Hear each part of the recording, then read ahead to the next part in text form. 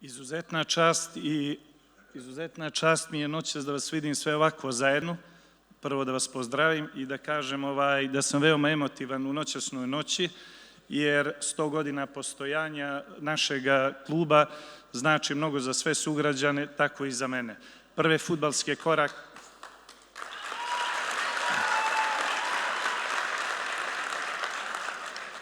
fudbalske korake napravio sam u Baru i zato me noćas čini ponosnim ovo da sam među vama. Isto tako moram istaći da sam jako ponosan na svoju grupu igrača koji su obilježili ovu godinu svojim igrama i nadam se da ćemo nastaviti u tom ritmu. Isto tako moram da se zahvalim našoj upravi kluba koja nam omogućuje sve uslove i naravno opštini Bar na čelu sa gospodinom Dušanom Ričevićem.